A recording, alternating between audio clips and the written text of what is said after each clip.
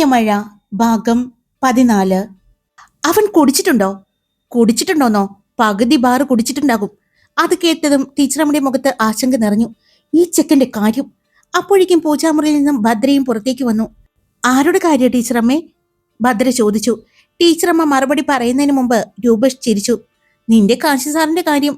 ആ പേര് കേട്ട നിമിഷം ഭദ്രയുടെ മുഖത്തെ ചിരി ചെറുതായി മങ്ങി. എന്തു പറ്റി? അവൾ ചോദിച്ചു. ഏയ് ഒന്നുമില്ല. ടീച്ചർമാരെ മോൻ ബാറിലിരിക്കുമായിരുന്നു ഇത്രയും നേരം. ഇപ്പൊ ഇങ്ങോട്ട് പോന്നിട്ടുണ്ട്. രൂപേഷ് തമാശ പോലെ പറഞ്ഞെങ്കിലും ഭദ്രയുടെ നെഞ്ചിലൂടെ ഒരു പേടി മിന്നിപ്പോയി. സാറ് കുടിച്ചിട്ടുണ്ടോ? അവൾ പതുക്കെ ചോദിച്ചു. അവൾ പിന്നെ ഒന്നും മിണ്ടിയില്ല. പക്ഷേ ആ നിമിഷം മുതൽ അവളുടെ കണ്ണുകൾ ഇടയ്ക്കിടെ ഗേറ്റിലേക്ക് നീളാൻ തുടങ്ങി. ഗേറ്റിനരികിൽ നിന്നുകൊണ്ട് രൂപേഷ് വീണ്ടും വീണ്ടും ഫോണിലേക്ക് നോക്കി. സ്ക്രീനിൽ കോളിംഗ് എന്ന് തെളിഞ്ഞു നിന്നു.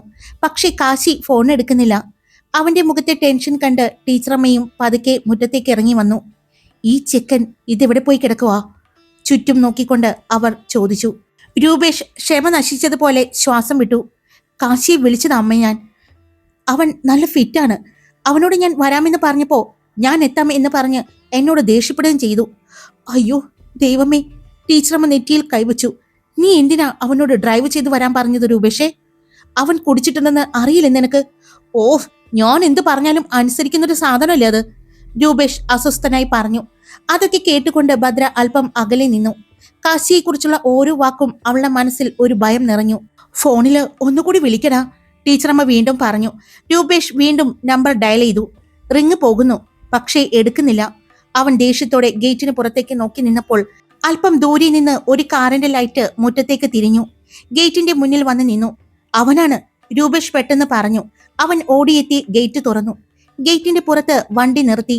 ഡ്രൈവിംഗ് സീറ്റിലേക്ക് തല ചായ്ച്ചിരിക്കുന്ന കാച്ചിയെ കണ്ടു. മുഖം മുഴുവൻ ചുവന്നിരുന്നു. കണ്ണുകൾ മങ്ങിയിരിക്കുന്നു. പക്ഷേ അവൻ രൂപേഷിനെ കണ്ടതും കുഞ്ഞിനെ പോലെ ചിരിച്ചു. ഹേടാ, നീ വന്നോ? വാക്കുകൾ പോലും കുഴഞ്ഞുപോയി. രൂപേഷ് പല്ല് കടിച്ചു.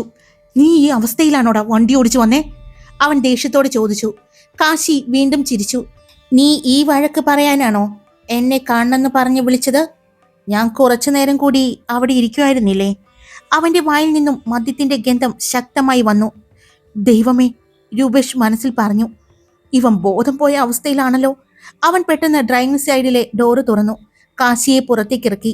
കാശി നിൽക്കാൻ പോലും ബുദ്ധിമുട്ടുകയായിരുന്നു. ഞാൻ എവിടേക്കാ പോകുന്നേ? അവൻ കുഴഞ്ഞ ശബ്ദത്തിൽ ചോദിച്ചു. നീയല്ല, നമ്മളാ പോകുന്നത്.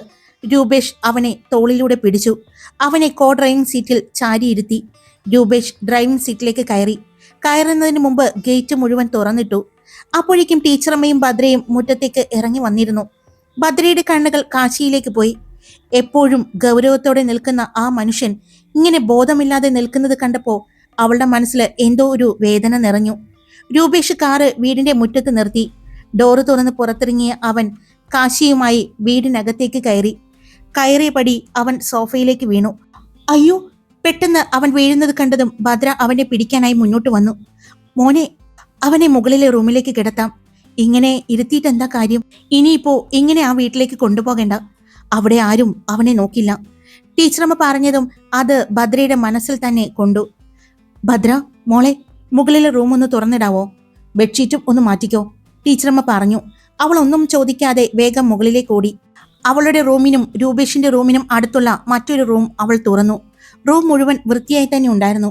ശാന്ത ചേച്ചി ഇടയ്ക്കിടെ വന്ന് ക്ലീൻ ചെയ്യാറുണ്ടായിരുന്നതിനാൽ പൊടി പോലും ഉണ്ടായിരുന്നില്ല.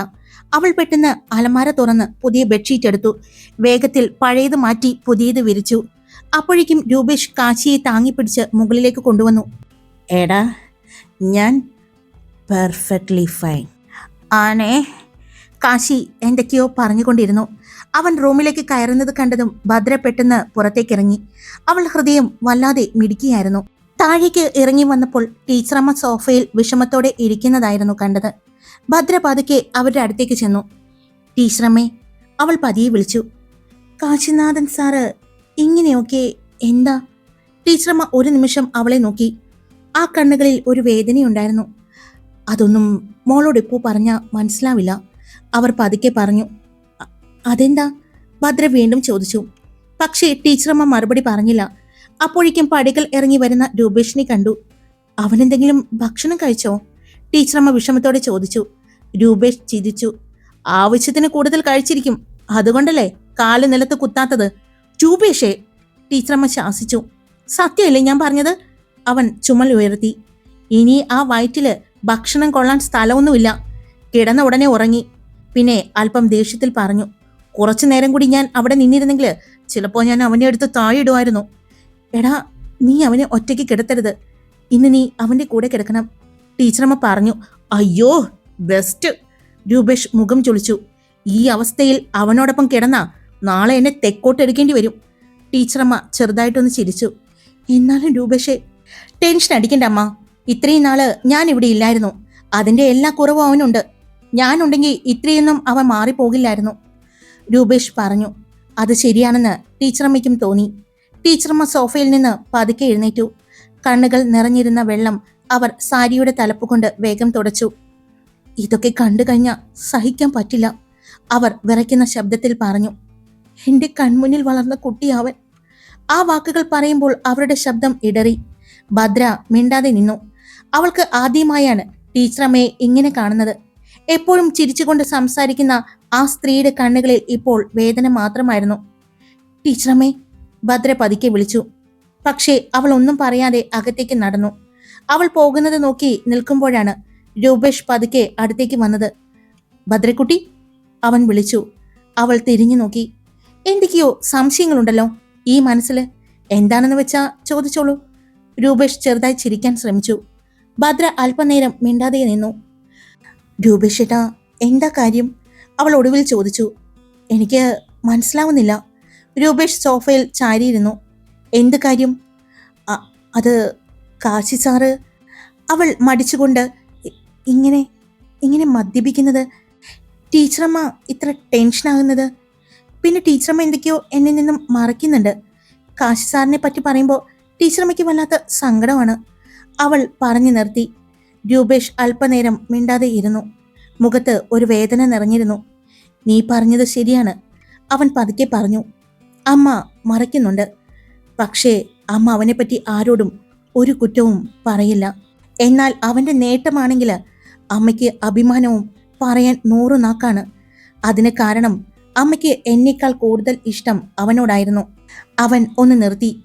പക്ഷേ അവൻ ഇങ്ങനെയായത്. വാക്കുകൾ മുഴുവൻ പറയാതെ രൂപേഷ് ശ്വാസം വിട്ടു. ഭദ്ര ആകാംക്ഷയോടെ അവനെ നോക്കി നിന്നു. ഇന്നല്ലാതെ ഇതിനു മുമ്പ് ഒരു ദിവസം ഹോസ്പിറ്റലിൽ വെച്ച് കാശി നിന്നോട് ദേഷ്യപ്പെട്ടോ? പെട്ടെന്ന് രൂപേഷ് ചോദിച്ചു. അപ്രതീക്ഷിതമായ ചോദ്യമായതുകൊണ്ട് ഭദ്ര ഒന്ന് ഞെട്ടി. അത്, അവൾ തലകുലുക്കി. ദേഷ്യപ്പെട്ടു? എനിക്കറിയായിരുന്നു, രൂപേഷ് ചെറുതായി ചിരിച്ചു. ഭദ്ര അത്ഭുതത്തോടെ അവനെ നോക്കി. രൂപേഷ് ഏട്ടന് എങ്ങനെ അറിയാം? പറയാം. അവൻ മുന്നോട്ട് ചാഞ്ഞിരുന്നു. ഒരുപാട് ദേഷ്യപ്പെട്ടോ ഇന്ന് അവൻ? ദേഷ്യപ്പെട്ടു, അവൾ ചെറിയൊരു സങ്കടത്തോടെ പറഞ്ഞു.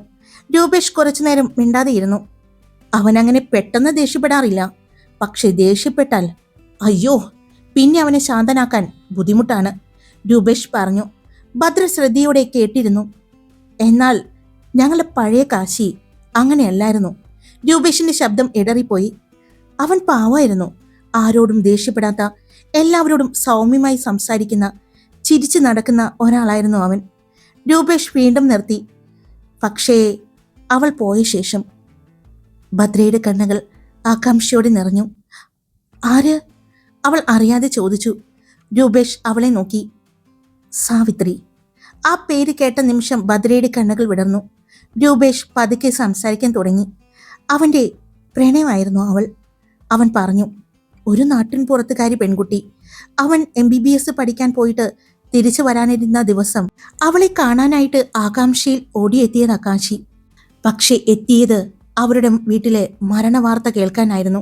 ഭദ്രയുടെ കണ്ണുകൾ വലുതായി. അവളുടെ കുടുംബം മുഴുവൻ മരിച്ചു, രൂപേഷ് പതിയെ പറഞ്ഞു. ഭദ്രയ്ക്ക് ശരീരം മുഴുവൻ തണുത്തുറഞ്ഞതുപോലെ തോന്നി. അതിനുത്തരവാദി തൻ്റെ ഫാമിലിയാണെന്ന് കാശി അറിഞ്ഞു. തന്നെ സ്നേഹിച്ചു എന്ന ഒറ്റ കാരണത്താൽ ഒരു കുടുംബം മുഴുവൻ ഇല്ലാതായി എന്ന കുറ്റബോധം ഇന്നും അവൻ്റെ മനസ്സിലുണ്ട്. അവൻ്റെ ശബ്ദം കനത്തു. അതിന് കാരണം സ്വന്തം വീട്ടുകാരാണെന്ന് അവൻ വിശ്വസിക്കുന്നു. അപ്പോ അവനെപ്പോലെ ഒരു ആളിന് അത് സഹിക്കാനാവോ? ഭദ്ര ഒന്നും മിണ്ടാതെ കേട്ടിരുന്നു. പെട്ടെന്ന് രൂപേഷ് അവളെ നോക്കി ചെറുതായൊന്ന് ചിരിച്ചു. ശരിക്കും പറഞ്ഞ നിന്നെപ്പോലെയായിരുന്നു സാവിത്രി. ഭദ്ര ഞെട്ടി. "എ- എന്ത്?" "അതെ." രൂപേഷ് തല കുലുക്കി. "ഈ മുഖം, ഈ കണ്ണുകൾ, ചിരി, പെട്ടെന്ന് കണ്ടാൽ നിന്നെപ്പോലെ തോന്നും. അന്നവൾക്ക് ഇത്രയും വയസ്സില്ലായിരുന്നു എന്നതായിരുന്നു വ്യത്യാസം." ഭദ്രയുടെ ഹൃദയം ശക്തമായി മിടിച്ചു. അവൾക്ക് പെട്ടെന്ന് ആശുപത്രിയിൽ കാശി തന്നെ നോക്കിയ നിമിഷങ്ങൾ ഓർമ്മ വന്നു. ആ കണ്ണുകളിൽ ആ വിചിത്രമായ വികാരം. അപ്പോൾ അവൾ പതുക്കെ ചോദിച്ചു, "അന്നു മുതൽ സാറ് ഇങ്ങനെയാണോ?" "പിന്നല്ലാതെ." രൂപേഷ് കസേരയിലേക്ക് ചാരിയിരുന്നു. "നല്ല കഴിവുള്ള ഡോക്ടറാണ്. പക്ഷെ പറഞ്ഞിട്ടെന്താ കാര്യം?" അവൻ ചെറുതായി ചിരിച്ചു. "ആ കഴിവ് പുറത്തേക്ക് കൊണ്ടുവരാൻ ഞാനും അവൻ്റെ മുത്തച്ഛനും ഒരുപാട് കഷ്ടപ്പെട്ടു. അല്ലെങ്കിൽ അവൻ ഇന്ന് ജീവനോടെ പോലും ഉണ്ടാവുമായിരുന്നില്ല." ഭദ്ര നിശബ്ദമായി കേട്ടിരുന്നു. ആ ഹോസ്പിറ്റൽ മുഴുവൻ അവൻ്റെ തലയിലേക്ക് ഏൽപ്പിച്ചതും മുത്തച്ഛനായിരുന്നു. രൂപേഷ് പറഞ്ഞു. "ഉത്തരവാദിത്തം കിട്ടിയ മാറൂന്ന് കരുതി. കുറച്ചൊക്കെ മാറി. പക്ഷേ ഇപ്പൊ നീ കാണുന്നില്ലേ?" ഭദ്രയുടെ മനസ്സിൽ മുകളിലെ മുറിയിൽ കിടക്കുന്ന കാശിയുടെ രൂപം തെളിഞ്ഞു. "പക്ഷേ രൂപേഷേട്ടാ, പെട്ടെന്നൊരു എമർജൻസി ഹോസ്പിറ്റലിൽ നിന്ന് വന്നാൽ സാർ ഇങ്ങനെയാണെങ്കിൽ എന്തു ചെയ്യും?" ഭദ്ര മടിച്ച് മടിച്ച് ചോദിച്ചു. "ഞാനും ചോദിച്ചിട്ടുണ്ട് അവനോട്." രൂപേഷ് തലകുലുക്കി. "പക്ഷേ അതിന് അവനൊരു മറുപടിയില്ല." അവൻ ഹാളിലെ ജനാല തുറന്നിട്ട് ജനാലയിലേക്ക് പുറത്തേക്ക് നോക്കി. "അവന്റെ മനസ്സിൽ അത്രയും വേദനയുണ്ട് മോളെ." അവൻ പറഞ്ഞു. "ഒന്നോ രണ്ടോ ജീവനല്ല മോളെ പോയത്. അവൻ പ്രാണനെ പോലെ സ്നേഹിച്ച പെണ്ണടക്കം 4 ജീവനുകളാണ് പോയത്."